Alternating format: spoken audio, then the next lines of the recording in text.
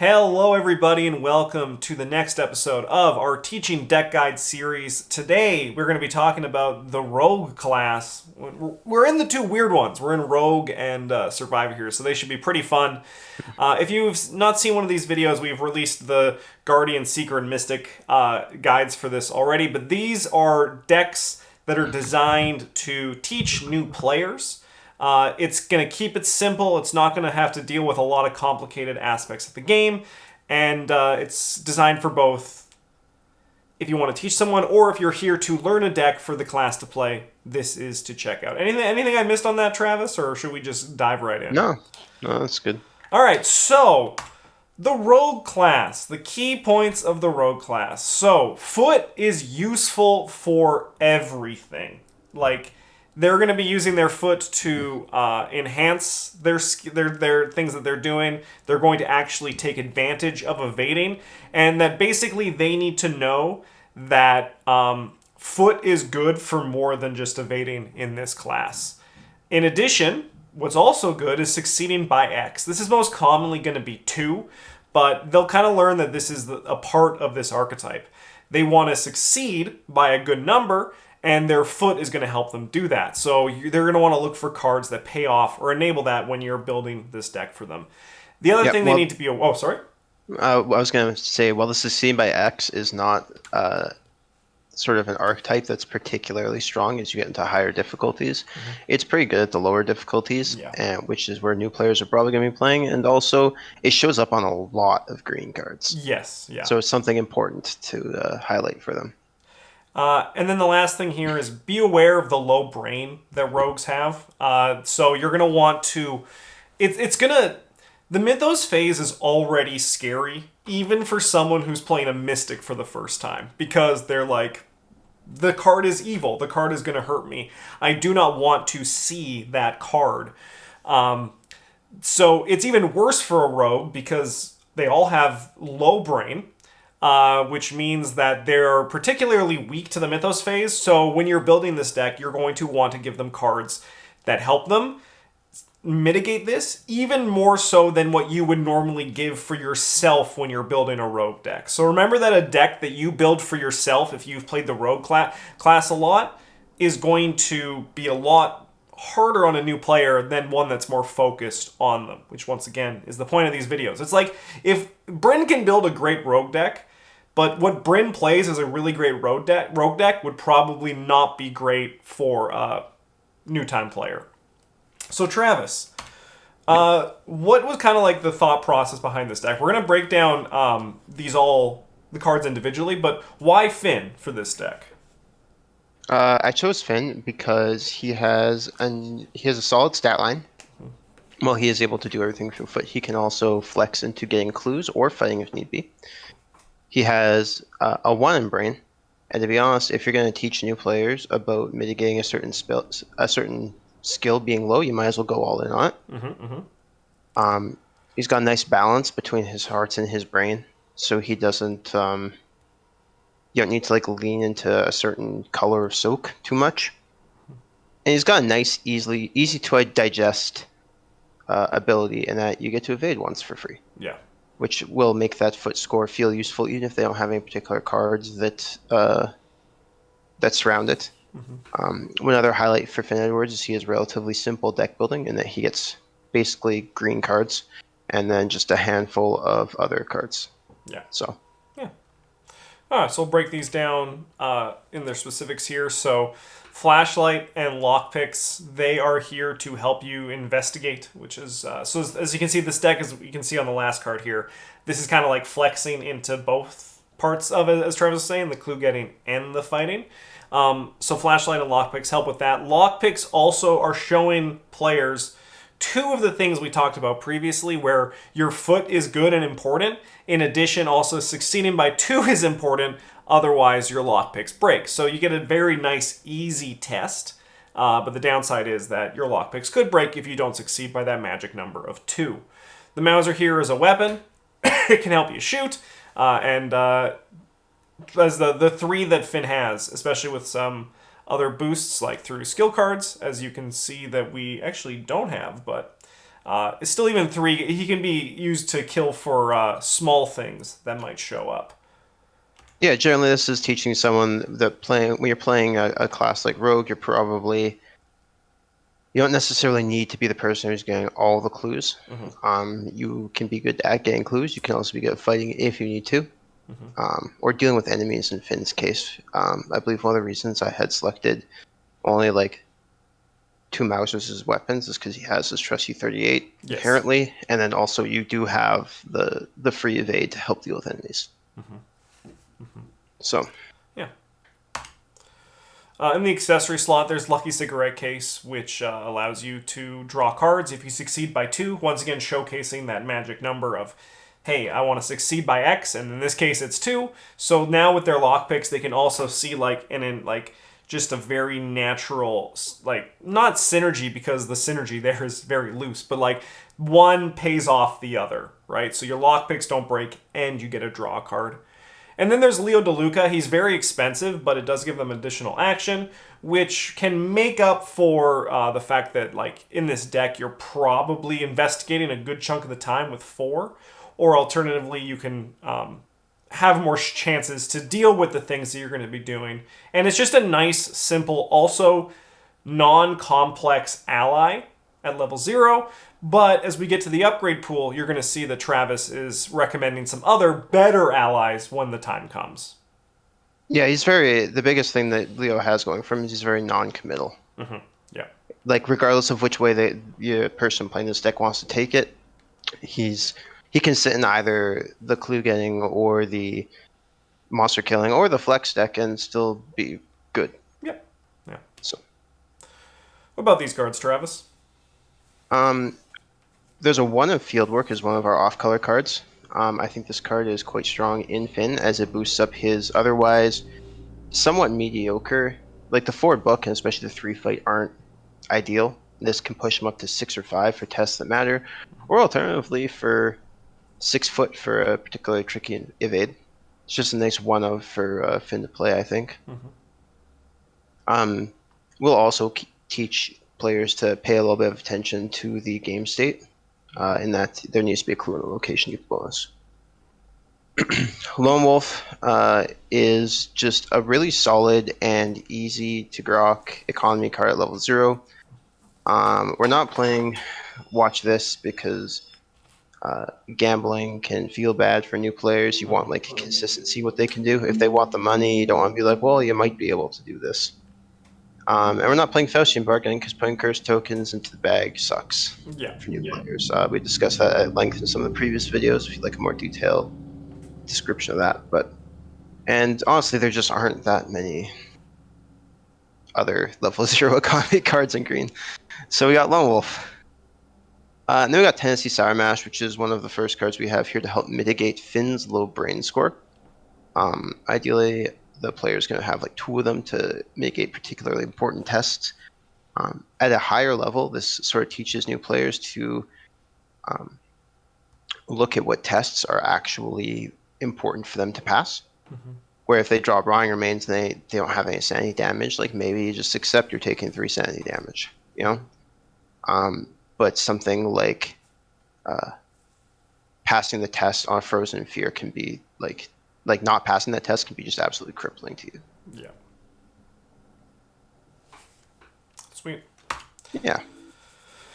Next one's here. This is Emergency Cash. This should be here pretty obviously for both new players and seasoned veterans. More resources is good. It's a very good level 0 economy card, especially just for anyone who wants it.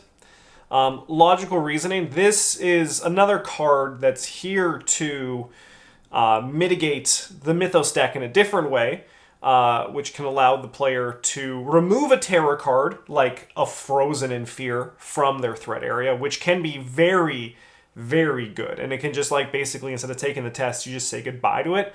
Or if you've been hit by a Rotting Remains, the player can use this Logical Reasoning to do that, heal the horror they have taken from that. So just the ability as well for them to see a Rotting Remains and then connect in their head, I need to get rid of this. See the Logical Reasoning in their hand can be very good for for a player to get that path on their own. So you want to give them these things that you want to give them solutions that they can then see that there are multiple ways that they can approach this problem or adapt to what they're doing as things show up. And then we got Slip Away, which evades, it super evades, has the Succeed by 2, and this one, while it's not adding your foot to something, it's still showing that philosophy in green, where you're going to be adding 2 numbers together to get a super number, and then you get a big bonus if you succeed by a certain amount. What about these ones, Travis? We got Sneak Attack as one of our cards that can show players that the evading matters. Is useful for other things. It also supplements the lack of weapons in the deck, and also helps bypass Finn's subpar fist, where even the player can still contribute against like big scary boss monsters, because they just get to do the damage. One thing I've noticed is not very fun for new players, especially when they are playing foot-oriented investigators for the first time, is that it sucks to tell them like, hey, your job is to evade this guy every turn. Yeah. That's what you contribute. You're a babysitter, but you don't get to solve the problem forever. You just put them in timeout. Yeah, like, and it's important and it's good, but like it doesn't feel good, you know? Yeah. This helps with that a little bit. Our Hatchet Man is a similar sort of thing. Especially it combos well with like the Sneak Attack. Hopefully new players can put that together. Use your free evade to evade a guy and then Sneak Attack him for 3 damage is enough to kill most enemies pretty cleanly. And we got Manual Dexterity, which is just skill. That is it's just good. Yeah, some enemies have more than 4 evade value. Yeah. And then what it also hopefully does too is that, like, especially when you get to the later point and you're playing this game and you see a manual dex and you're like, okay, I'm just going to commit this to like probably my next evade test just so I can turn it into something else. Like, and getting that kind of in the players early can also be very beneficial. Yeah. Keeping the skills going, Quick Thinking is just a really good skill that we know is good. But what it does here is it teaches players, hey, succeeding by 2 gives you a reward. So they're probably going to want to put this, for example, they'll connect it, hey, I want to put this on my lockpicks or my slip away to ensure that I get out of this and get the action out of it as well. And then we have Rise to the Occasion, which is just more Mythos phase mitigation. This one's meant for your Rotting Remains, your Frozen, and Fears. It gives you 4 brain against a 3 test, which actually can give you a shot. Yeah. All right, Substitutions. What do we got here for our first one, Travis? This big pile of brain cards come from a variety of sets. If you have Finn, you should have the Tennessee Sour Mash, but in case you like really don't want to play it, there's some other options. Logical Reasoning comes from Rakosa, and Rise to the Occasion comes from Dunwich, both of which have been recently re-released, so I imagine most people should have them in their collections, but if you don't, Guts and You Handle This One are both solid options. Guts in particular slots in nicely to the Rise to the Occasion, Logical Reasoning slots. And honestly, I would prefer to run You Handle This One over some of these cards, but it does also require a little bit. Yes. It can feel bad for the new players to give their problem to someone else. Some people might like that though. I think it also goes with your philosophy too. Oh, sorry, I keep interrupting you. No, you go. Yeah, I think it also goes with the philosophy you stated too, where even though like this is much more minor than something like a Ward of Protection, it still requires a bit of thinking in like this phase where you have to like think of other investigators. You'd be like, do I give this to this person? Like, can this person handle this card? And that might be a bit much for like your first game, but like as soon as they played a rogue once, You Handle This One can be nice to slot into the deck after they kind of get a little bit of a grasp on it. Yeah. This one's a pretty simple substitution if you don't have quick thinking. This can just be an Unexpected Courage, which also can help in the Mythos phase as well. It's just a nice, easy substitution. There's not really much to say for that one. Just, if you don't have it, you probably, if not, definitely have Unexpected Courage from the core set. And then, Travis, you've touched on this earlier, so we can just briefly touch on this one. But the Lone Wolf, this can be any economy card except Faustian Bargain. Watch This does have that bit of gambling risk to it, which some players might like, but I think once again, when you're just starting with a new player, the best thing you can give them is consistency, and Lone Wolf is just consistent. It also teaches them, Lone Wolf also has that like extra thing where it teaches the player that this class can go on their own, and also Finn has 4 foot and a free evade, so that also further does the fact that, hey, go on your own, you'll be okay by yourself. And no Faustian Bargain, we know the card's banging, okay? The card is very strong. But with new players, curse tokens feel bad. Every time I've played with some new people, as like some people who've only started playing recently, and they apologize when they play Faustian Bargain. And all I'm thinking over here is like, no, that's Poggy, let's go, like this is great. But new players, they feel bad about curse tokens, so just avoid Faustian Bargain for this deck. Wow, you're a lot nicer than me. I tell them that like I'd feel better if I got some of the money. Well, you know me, Travis. I never ask for money in a Faustian Bargain. I just watch you and Bryn split up the Faustian, and I'm just like, I'm happy for my friends. I mean, half the time you're playing Dark Horse, so you don't even want it. But yeah. All right. Last one here is Fieldwork to Track Shoes. This can be any sort of utility asset that you can like find that might fit well. Track Shoes is nice because it has +1 foot. The other ability is a bit complicated, and I can actually speak to experience on that because my mind thought I needed to have an enemy there to do it, but it just can give you additional move actions. But this is also nice too because Track Shoes can be good because more passive foot can be very nice for Finn Edwards. But this can really just be any sort of utility asset that fits the spot in your collection that you can have for this. All right, upgrades. So before we get into the upgrades, these are spread out similar to the Investigator starter decks that came out. So there's no upgrade path recommendations. There's nothing like that. These are just a pool of cards that you are going to give to the player playing this deck that they upgrade from. Instead of giving them the whole rogue binder so they go frickin' cross-eyed, give them these more focused cards and have them upgrade out of that. Then introduce them more of the collection as they get more in tune with the game. So Travis, what are these first cards here for? These are, well, the first two are for our investigating rogues. People like to get the clues. We got lockpicks, which is just better. Mm-hmm. This isn't one that you can actually, like, I would recommend kind of gently pushing on the player a little bit because it is so much better than the level 0 in that you just never lose it anymore. Eliminates a lot of the feel bads for them. But it's only 1 XP too. Yeah. They're, ever like, hey, I'm not sure what to spend my XP on. You're like, should be lockpicks. Yeah, these 2 cards. Yeah. And we got Lola Santiago is our first ally option. She's a little expensive at 3 experience, but very, very good if the person wants to get clues.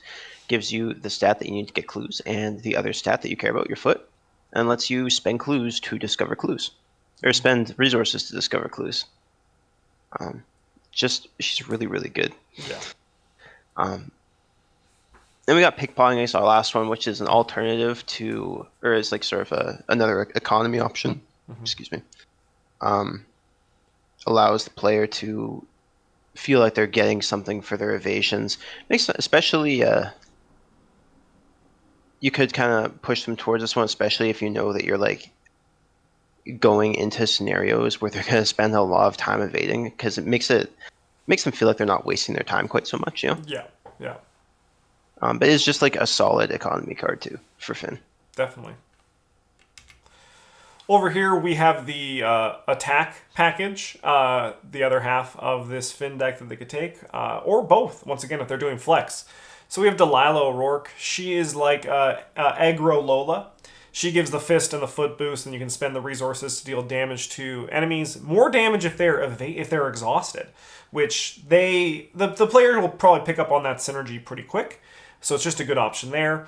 Then we have the Lupara, which is exciting. And also then, like, in combination with Delilah, you actually have a pretty legitimate attack score there. And this kind of like fits to the hole that we've had like with the lightning gun from the Guardian, that this is just a nice flashy weapon that they can feel good about playing. And then we have the upgraded Mauser, which is just the Mauser but better. Has the succeed by 2 or more. I'm pretty sure the other one also had that. But it's just now makes it even more consistent for Finn to be able to deal out his damage. I don't know what the original Mauser is. I don't play rogue weapons. What are you kidding? What are you talking about? And then upgraded Tennessee Sour Mash. More brain, more damage. If they're a little bit scared and they're like feeling it, they're like, I think I need more brain mitigation. This sits in their pool to help them avoid the issues that can show up with that one. And then, last but not least for this video, we have other investigators. Maybe you don't have Finn and you want to, they still want to play a green investigator. Trish definitely sits more on the clue getting side than Finn does, but they actually kind of fit. They have like a very similar kind of home, right? Like they're like, they're just both 4 foot and then like 4 book. Right, like they can kind of fit in that similar home that the two of them have. You'll have to make some adjustments. Like for example, Rise to the Occasion is not going to go well in the Trish deck because it has to be a 2 or higher, which means that she's not going to be able to take advantage of that. And then there's Winifred, who fits a very good flex role. The only thing about Winifred is that she has a very particular play style, and if you're not playing that play style, you're going to have a less good deck. But she can still function enough that I think she is still a very good, because she still lock picks for 8. Baseline, she's still lock picks for 8, but she's just a little bit more tough for that. And this is also something that you're going to also see in the Survivor video, where the rogues are a lot more, they're tougher. They're tougher for new players. That's just like, they just look at Preston Fairmont, right, Travis? Like, and just like, ooh. For new players. Yeah, both the Survivor and the Rogue classes have a little bit of weird stuff because the things that they're good at don't direct. Like, for 4 of the classes, you have a stat that directly translates into things that are good. Guardian typically has high punch, so you fight things. Seeker's high book, so you investigate. Mystic is high brain, which you can use to do other things through the use of spells, which is very explicit. The rogue stuff is usually a kind of more obtuse in how you use your foot to actually win the game. And survivors either have some kind of gimmick or they just do everything kind of bad. Yeah. They're the definition of jack of all trades, master of none. Yeah. I think that if I had to point to a green investigator to start with, I think it would be Finn first, followed by Trish. So that's kind of like the easiest ones that they can actually contribute naturally before they start getting to the weird stuff. Sweet. Well, thank you everyone who is watching this video. We will be having the Survivor video coming to you very soon in the near future. If you enjoyed this video, please like and subscribe to the channel and leave a comment. The YouTube algorithm would love to eat it. So thank you so much for watching. Have a good one. And as always, a GG's.